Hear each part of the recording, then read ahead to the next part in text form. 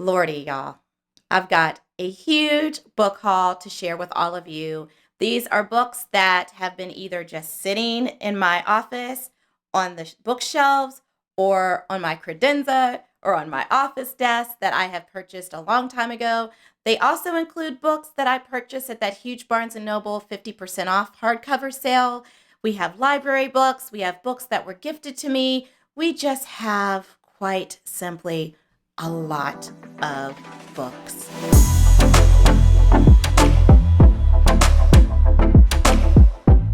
Okay, you guys, this is a huge book haul. I just was walking into my office and, quite frankly, running out of space for books. I am a minimalist. I would like to think of myself as a minimalist, especially when it comes to books. And that's what I said in my BookTube newbie video.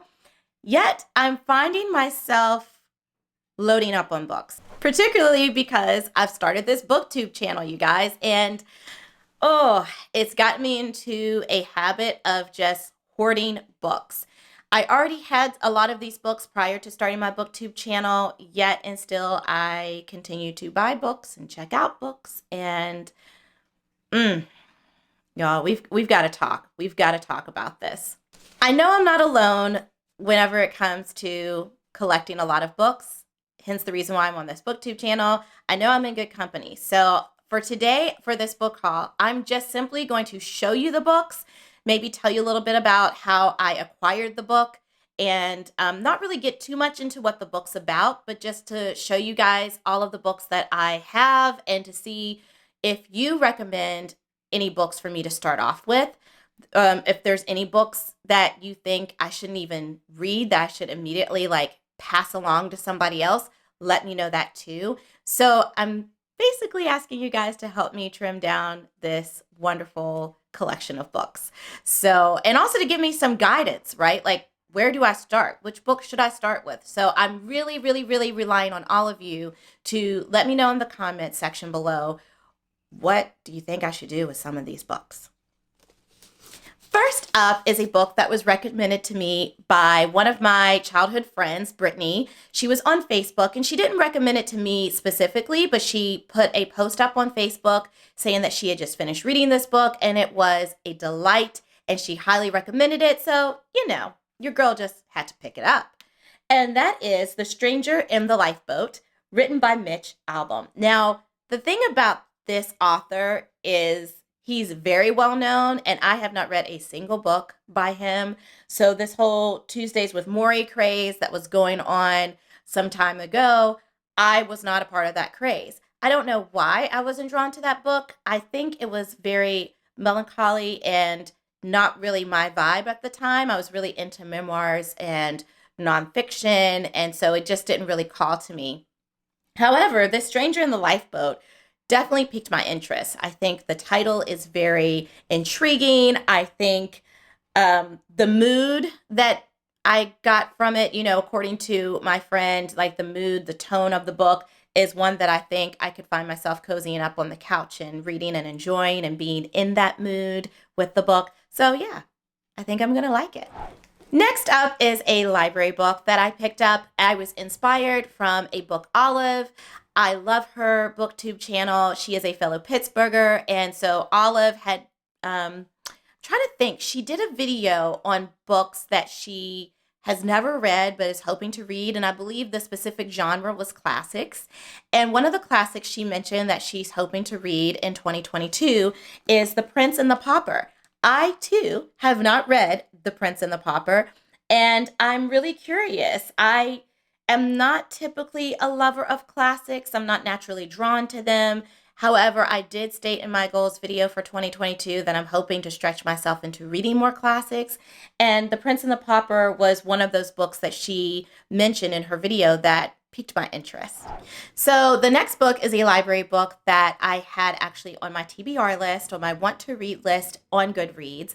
I'm not quite sure why, other than the fact that I thought the cover was cute. That was the only reason why I added this book to my TBR list, my want to read list on Goodreads.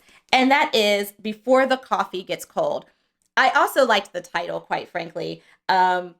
It has a cute cat. I am a huge cat lover. I'm a huge coffee lover, and I'm a huge book lover. So this has all the things that would draw me to a book.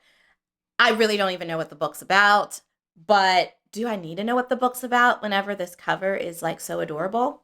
I don't think so. So let's see what's going on here. In a small back alley of Tokyo, there is a cafe that has been serving carefully brewed coffee for more than 100 years. Local legend says that this shop offers something else besides coffee, the chance to travel back in time.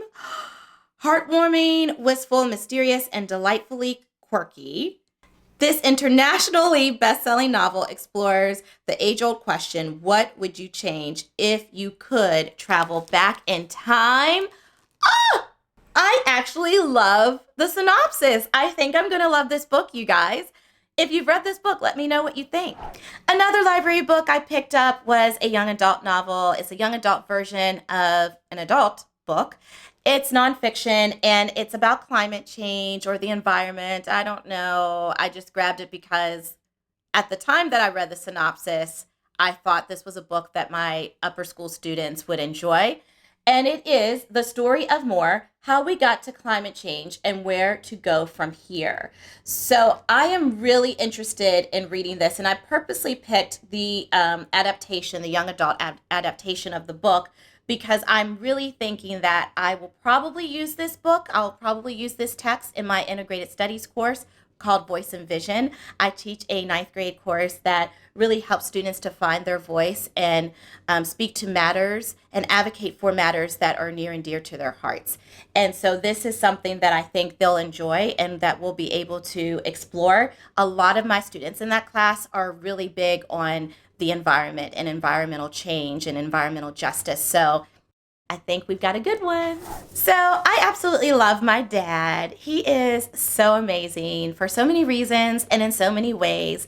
And my girls call him Papa. So one birthday, I believe it was my youngest daughter's 6th or 7th birthday. I think it was her 6th birthday. Papa was like, I don't know what to get this girl for her birthday. And he was just kind of thinking and mulling over, like, what do I get her? What do I get her? And my youngest daughter is just so flexible and just really talented as a gymnast, as a dancer, and just naturally gifted in that way. And we love Simone Biles, so he gifted her this book, and it's called The Courage to Soar. It is Simone Biles' autobiography, A Life in Balance. A body in motion, a life in balance, pardon me. And I love Papa, and this, as you can see, is like a full-fledged novel. It is not a children's book, but Papa also knows, my dad also knows that I read with my girls, and oftentimes we'll share with each other what we're reading. I read aloud some of my books as they are appropriate, I read excerpts from the books that I'm reading to my daughters. So, all is not lost. It's not a children's book. And Allie was a little bit like, how am I going to read this? And I told her, I'll read it, and I'll read it to her. We love Simone Biles. We saw the Gold Across America tour. I believe that's what it was called. We went to see her and her fellow gymnast friends at that performance, at that show. And we just are huge fans. So love her. This book went from Oprah's hands to mine, quite literally, and it is The Good Earth by Pearl S. Buck. This was the book that was gifted to me whenever I was a guest on the Oprah Winfrey Show for reading Anna Karenina, and I never read it, you guys. I think I was so just wrapped into the moment of the experience of being on the Oprah Show. I had just read Anna Karenina, which was very dense for me. It was an incredible experience. I loved every word. I loved everything about that novel. But I was a little tired and a little overwhelmed.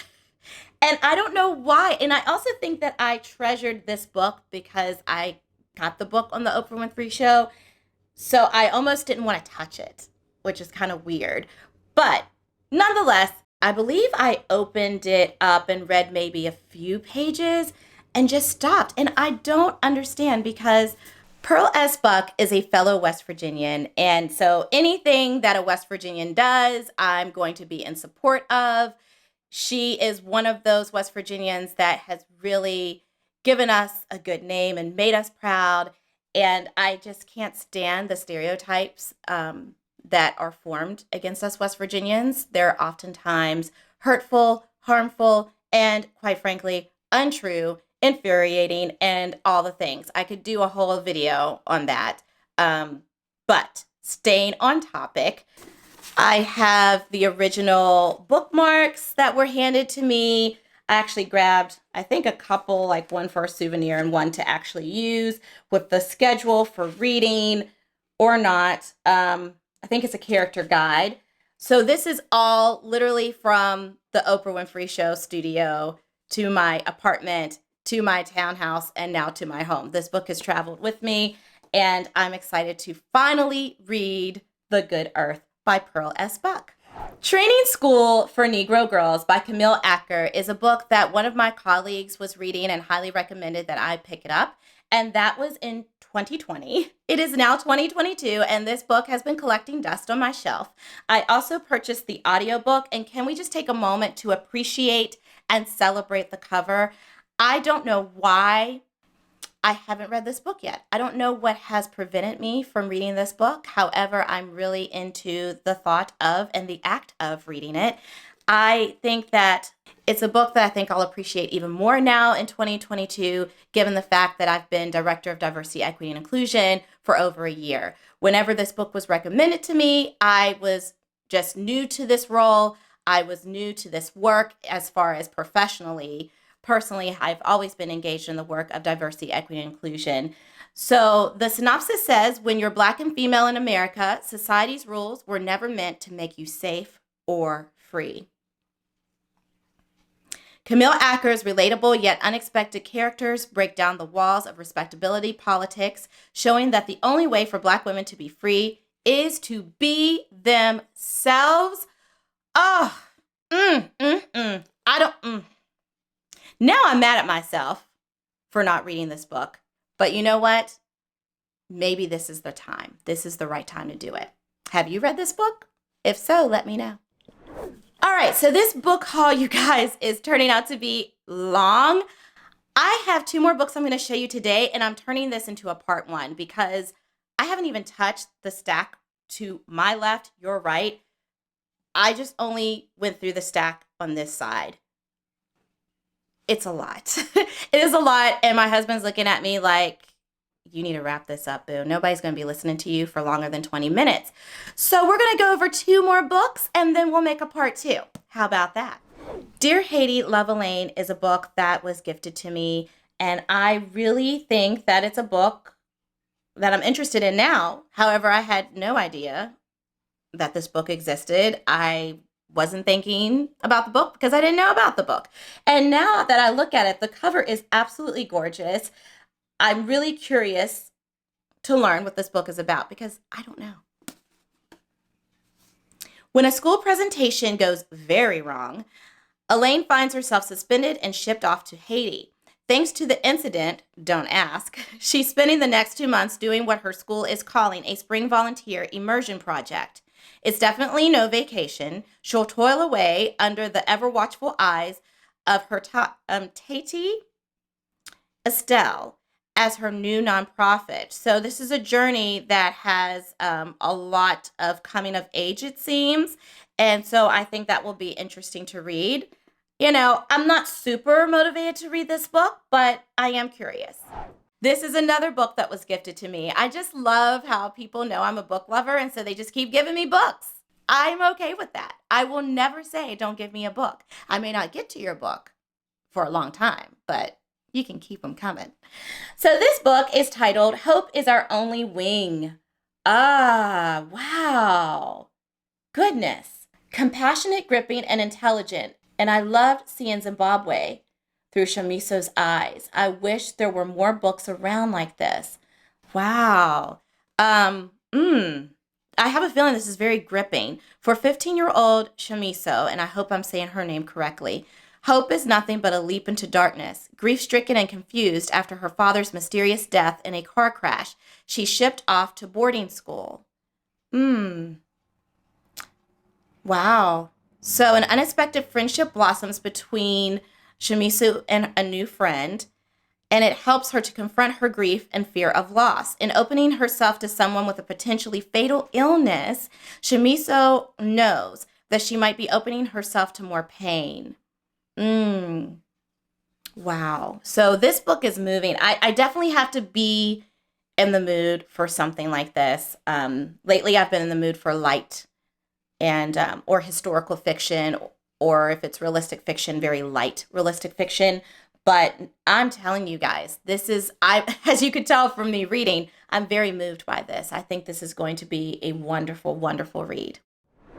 Shout out to AJ from Reading with Glamour on Instagram. Please follow her at Reading with Glamour. This is a shirt from her wonderful collection of merch.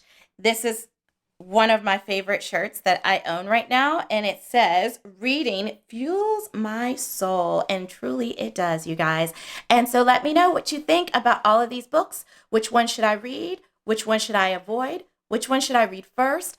And I will be back with a part 2 because this book haul is seriously like intense. There are a lot of books that I have not gotten around to. Until then, please be sure to like this video if you enjoyed it. Subscribe to my channel, share with people. I'm just humbled by the growing numbers of viewers and followers on Instagram and here on BookTube. I love you guys. And until next time, happy reading. Bye.